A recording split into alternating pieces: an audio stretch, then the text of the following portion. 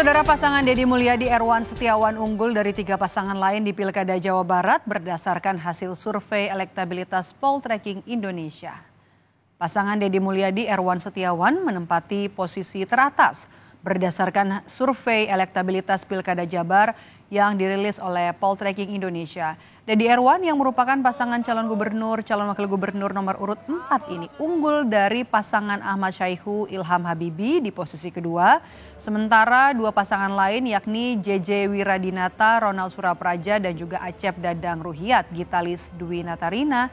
Selain faktor popularitas Deddy Mulyadi, keunggulan pasangan Deddy Erwan juga karena adanya limpahan suara dari pendukung Ridwan Kamil yang akhirnya maju di Pilkada Jakarta. Cawagupnya yang justru tinggi.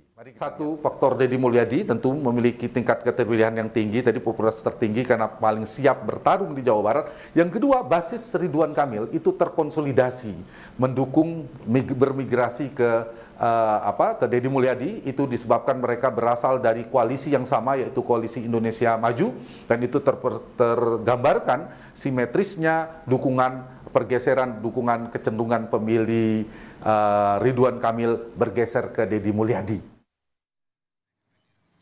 Hasil survei Poltreking yang dilakukan 8-14 September 2024 menempatkan Deddy Mulyadi Erwan Setiawan di posisi teratas dengan raihan 65,9% suara responden.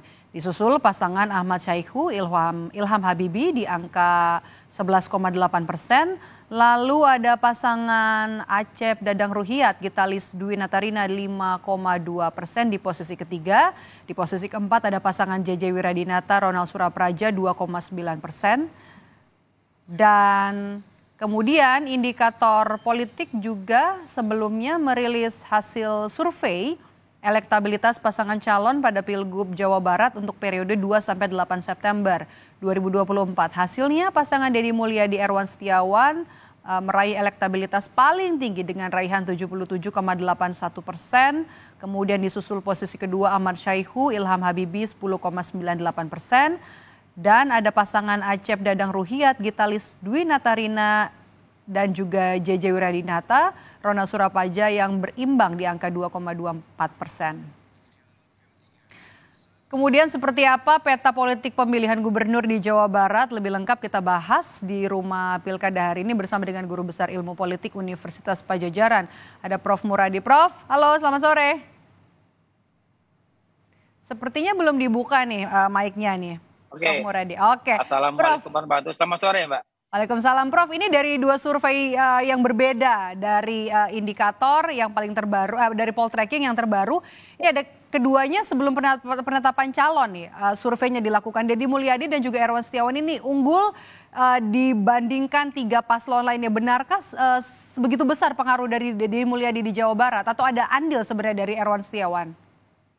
Jadi kalau merujuk pada 2 survei terakhir memang kelihatan agak ada decline 9% ya dari indikator Indonesia ke Poltreking. Jadi memang publik juga menangkap ada menimbang-nimbang mana calon yang paling pas. Tapi kalau melihat dari pola politik di Jabar kan mereka selalu memilihnya pada last minute ya. Jadi ketika pasca masa tenang dan ketika menjelang pencoblosan. Artinya apa? Saya kira semuanya masih mungkin, apalagi misalnya dalam 2 bulan ke depan banyak bisa jadi kejadian-kejadian yang memang tidak bisa kita prediksi. Jadi kalau memang hari ini pilkadanya, maka Kang Deddy bakal punya potensi menang dalam satu tarikan napas lah ya, kata seperti itu ya. Jadi memang akan menang besar di atas 50%. Tapi kalau kemudian dalam 2 bulan ini akan terjadi banyak isu yang saya kira perlu juga mulai diantisipasi. Isu yang pertama misalnya soal tagline ya. Tagline dari Kang Deddy itu kan sama dengan tagline waktu beliau ada di Purwakarta. Purwakarta istimewa, kemudian sekarang Jabar istimewa. Sementara ada hal yang kebaruannya memang sebenarnya tidak terlalu jauh karena ada 3 hal yang saya kira perlu diperhitungkan. Pertama soal perluasan Jakarta ya, yang akan melibatkan Cianjur dan sebagainya. Kedua juga soal akses infrastruktur yang Priangan Timur, terutama juga menjawab isu itu belum menjawab dengan dari 4-4-nya. Yang ketiga, ini berkaitan soal bagaimana kemudian hubungan antara Jabar dengan pemerintah pusat. Tiga ini ada dalam skema visi misi, tapi tidak terlalu eksplisit. Itu yang saya kira perlu kemudian diperlihatkan. Nah, kalau kemudian apakah Kang Erwan punya potensi menambah suara? Tentu saja ada, hanya memang ada wilayah sebenarnya betul. Ada wilayah saya kira tidak bisa kita lihat secara detail ya, misalnya soal Kang Erwan itu kan ayahnya itu kan dedengkotnya Persib ya. Ini juga bisa ngambil suara lumayan, hampir sekitar 900.000 sampai 1 juta suara. Kalau memungkinkan itu dilakukan ya, ada picking dan sebagainya. Tapi apakah bola dengan politik itu sama, itu yang perlu didiskusi lebih lanjut. Karena ini juga menyangkut soal kenyamanan para bobotoh ya terutama. Karena memang ini juga mereka masing-masing punya afiliasi politik sendiri. Termasuk di dalamnya misalnya para petinggi itu sendiri gitu, Mbak.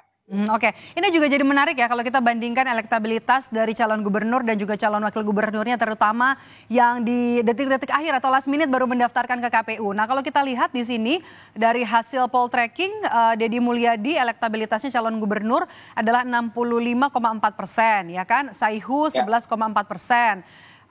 Acep Adang Ruhyat 4,3%, sementara Jaja Wiradinata ini 2,9%, ya. Ini juga ada di layar televisi. Nah, kalau kita bandingkan dengan calon wakil gubernurnya, elektabilitasnya ini sebenarnya ada beberapa calon wakil gubernur yang jauh lebih tinggi elektabilitasnya begitu dibandingkan calon gubernurnya. Erwan Setiawan ini 20%, kemudian Ilham Habibie 16%, Gita KDI 7,9%, sementara Ronald Surapraja 7,2%. Nah, kalau Ilham Habibie, Syaihunya sendiri kan 11,4%. Sementara elektabilitas seorang Ilham Habibie, calon wakil gubernurnya 16,6%. Ini ada tiga calon wakil gubernur yang elektabilitasnya jauh di atas wakil gubernurnya.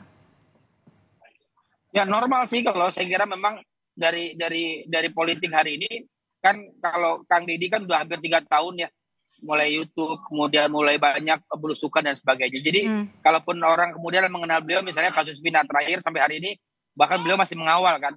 Artinya memang kalau kemudian suaranya jauh lebih tinggi dibanding calon wakil gubernur, saya kira oke. Tapi kalau untuk Saihu dan juga Ilham?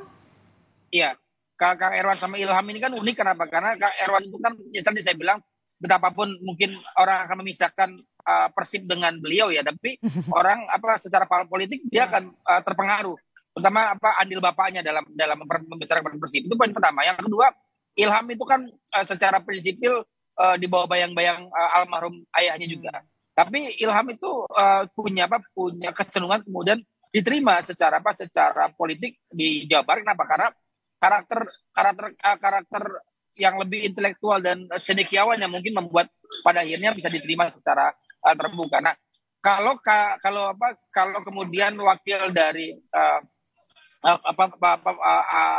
Kiai Acep Adang misalnya, itu juga kemudian punya kecenderungan yang memang pada akhirnya memberikan stimulasi. Tapi sekali lagi Mbak, kalau kita lihat survei bandingkan antara indikator Indonesia dengan poll tracking, itu ada suara 9% yang kemudian tersebar di yang turun ya dari Kang Deddy dari 76% ke 65%. Bayangin coba, itu ada 2 suara yang agak berbeda. Makanya saya kira dalam waktu 2 minggu ke depan, suara itu akan turun juga ke calon yang lain. Kenapa? Karena seiringan dengan misalnya teman-teman calon-calon tadi melakukan kampanye dan menunjukkan ke wilayah-wilayah tadi. Betul. Jadi memang pada akhirnya saya prediksi kalau tidak dijaga betul, maka suara Kang Deddy akan longsor pelan-pelan itu. Akan turun pelan-pelan, kemudian tersebar ke 3 suara. Terutama misalnya yang jadi calon kuda hitam yang saya kira adalah Mas Eko dengan Ilham Habibie. Ini jadi menarik juga ya kalau kita lihat survei elektabilitas berdasarkan partai politik yang dirilis oleh poll tracking. Ini yang menarik adalah dari PKS sendiri. PKS ini kan mengusungnya Saihu dan juga Ilham Habibie. Ini angkanya juga memang cukup tinggi, 53,6%. Tapi yang menarik adalah untuk PDI Perjuangan itu suaranya malah beralih untuk Deddy Mulyadi dan juga Erwan Setiawan. Termasuk juga Partai Nasdem yang harusnya mendukung Saihu dan juga Ilham Habibie. Ini justru memilih pasangan lagi Deddy Mulyadi dan juga Erwan Setiawan. Apa yang terjadi? Kalau begitu besarkah faktor figur dari Deddy Mulyadi? Pertama figur, yang kedua karakter pemilih Jabar memang agak unik, Mbak. Misalnya begitu, mereka kerap kali misalnya menyembunyikan pilihan Di survei-survei sebenarnya. sebelum hari H ya. Betul. Oke. Karena memang mereka akan menunggu misalnya kampanye, kemudian menunggu juga misalnya apa yang ditawarkan, dan menunggu ada misalnya kemungkinan misalnya ada tawaran yang jauh lebih konkret. Nah, ini saya kira orang akan melihat bahwa kalau secara literal politik hari ini ya memang calon itu yang menang ada Kang Deddy, tapi dalam 2 bulan ke depan ini saya kira kita perlu betul mencermati betul sebaran suara dari posisi Kang Deddy ke calon lain, terutama misalnya sekali lagi saya agak mencolok kuda hitam itu adalah di posisi Ahmad Saiku dengan Saiku. Nah, jadi memang pada posisi ini yang saya kira perlu diperhatikan. Terutama misalnya saya catat ada 3 isu loh, Mbak. Yang pertama isu soal agama yang memang juga menjadi bagian isu penting di Jawa Barat. Yang kedua yang penting juga lihat adalah bagaimana kemudian daya terima publik dan kemudian terutama misalnya teman-teman PNS ya di Jawa Barat. Itu juga menjadi salah satu. Kenapa? Karena salah satu titik kemenangan dulu Ahmad Heriawan di 2013 misalnya itu adalah dia mampu memobilisasi guru dan PNS yang memang pada akhirnya kemudian memilih yang bersangkutan. Dan yang ketiga, saya kira sekali lagi betul bahwa posisi daya tawar Jawa Barat itu harus lebih tinggi dibanding ketika di era zaman Kang Emil. Kalau ini tidak bisa dikerjakan, publik Jawa Barat akan kemudian memilih calon yang kemudian pada akhirnya seadanya. Ini yang saya kira perlu diperhatikan betul. Oke, kita lihat juga kalau pemilih berdasarkan hasil Pilpres kemarin, ini pemilih Anies Baswedan justru 51,5% ini memilih Deddy Mulyadi, Erwan Setiawan. Sementara pemilih Ganjar Pranowo juga 53,8% memilih Deddy Mulyadi, Erwan Setiawan, Kang. Split tiketing. Ya, faktor figur lagi sekali lagi saya bilang. Jadi kalau sekarang hari ini misalnya kalau mau jujur saja ya Kang Deddy sudah jauh lebih lama 2 tahun 3 tahun terakhir keliling Jawa Barat tambah isu kasus Bina kemarin misalnya yang booming nasional. Yang kedua 3 calon yang lain kan tidak muncul, bahkan tiga-tiganya nggak pernah muncul sebagai figur yang diperhitungkan. Hasil survei sebelum penentuan pasangan itu kan hampir nggak ada 3 nama tersebut. Bahkan misalnya Mas Saiku bahkan ingin di Jakarta pada akhirnya. Artinya apa? Sebenarnya posisi ini menjadi satu tantangan serius buat warga Jawa Barat. Apakah dengan visi misi yang tadi disampaikan keempat-empatnya itu memiliki stimulasi untuk mengembangkan Jawa Barat sebagai daya tarik nasional ya. Karena begini, salah satu yang kemudian problem selama 10 tahun misalnya eranya Pak Jokowi itu adalah masalah infrastruktur di Periangan Timur ya, di Jawa Barat Selatan yang sampai hari ini mungkin juga tidak terlalu menjadi concern. Karena mungkin juga waktu selama 2 periode misalnya Pak Jokowi kalah di Jawa Barat. Nah kalau misalnya kemarin Pak Prabowo menang, kemudian juga misalnya ada perubahan ya, ada peta perubahan Anda lihat ya, peta persebaran suaranya akan berubah. Persis, maka kemudian saya kira ada stimulasi juga untuk mendorong proses pembangunan infrastruktur yang dibangun di Jawa Barat. Terutama misalnya sampai hari ini misalnya tol Periangan Timur ya, dari Cilenyi ke Periangan Timur itu kan belum jadi. Sudah 10 tahun bahkan kemudian menjadi salah isu utama. Kenapa? Karena ini menjadi bagian penting supaya publik juga kemudian concern pada pilihan tersebut. Dan saya kira Kang Deddy kalau ingin mengambil suara di situ saya kira menarik. Pertama misalnya memastikan bahwa partainya kemudian presidennya yang juga kebetulan dari Gerindra itu bisa concern untuk membangun Jawa Barat. Begitu, Mbak. Oke, kalau kita lihat dari hasil survei Poltreking kan ada juga swing voters ya yang belum menentukan pilihan begitu. Apa yang kemudian bisa dilakukan oleh ketiga paslon yang saat ini raihan suaranya dari hasil survei masih jauh di bawah pasangan Deddy dan juga Erwan. Apakah dengan waktu yang singkat untuk kampanye bisa mengejar elektabilitas dari pasangan Deddy Erwan? Ya, memungkinkan, tapi ada 3 hal yang perlu diperhatikan. Pertama, memang nggak mungkin kalau hanya figur saja. Artinya tetap butuh mesin partai yang bekerja. Yang kedua adalah korelasi antara calon gubernur dengan calon wakil gubernur calon gubernur dengan calon bupati dan wali kota. Ini bisa kemudian memudahkan masing-masing bisa melakukan proses politik yang bisa saling memenangkan. Nah, yang ketiga, ini juga mungkin juga penting buat dilakukan adalah mengefektifkan jejaring Gen Z ya, dan juga kemudian jejaring sosial media.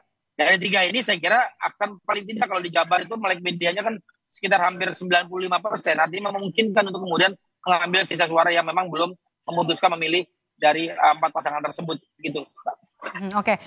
Salah satu strategi adalah bisa lewat program ya, karena 4 nama yang ada yang maju di pilkada, bertarung di pilkada Jawa Barat, nama-nama baru, tidak ada petahana, sudah ditinggalkan oleh Ridwan Kamil. Kira-kira program apa, program prioritas apa yang perlu disasar supaya bisa menggayat hati para pemilih, Prof? Yang utama sebenarnya di infrastruktur sekali lagi. Saya bilang dari awal infrastruktur karena integrasi antara Jabar Selatan dengan Jabar di tengah ya. Jabar Tengah dan kemudian Jakarta itu juga menjadi salah satu problem sendiri. Hari ini misalnya kita punya akses misalnya dari Jakarta ke Sukabumi, tapi dari Jakarta ke misalnya ke Ciamis ataupun ke Pangandaran masih butuh 8 jam. Artinya apa? Ini menjadi salah satu poin penting keluar masuk barang dan jasa. Kenapa? Karena titik kulminasi di situ. Yang kedua, saya kira juga menjadi penting untuk dilakukan adalah membangun karakteristik sumber daya manusia. Kenapa? Karena Jabar ini pelan-pelan juga akan dikurangi, banyak orang pindah pabrik dan segala macam. Itu yang saya kira tugas dari gubernur terpilih untuk memastikan, meyakinkan investor untuk tidak pindah, untuk tetap kemudian di Jabar dan menjadi stimulasi adanya pekerjaan baru ya. Lapangan kerja baru yang memang pada akhirnya membuat masyarakat Jabar setidaknya misalnya itu merata dalam konteks kesejahteraan. Oke, apakah termasuk juga wilayah Pantura Jawa Barat yang agak kurang dilirik lah oleh pemerintahan sebelumnya?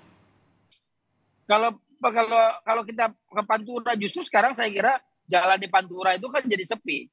Jadi sepi, jadi kemudian tidak bisa memberikan aset baru. Saya kira ini menjadi menarik. Kenapa? Kalau memang Pantura itu mau digali lebih dalam, lebih luas, maka investasi untuk pengembangan Pantura jauh lebih besar. Katakanlah misalnya sekarang kalau kita menuju dari mulai Jakarta kemudian ke Bekasi, ke Karawang, sekarang sudah ke Subang ya.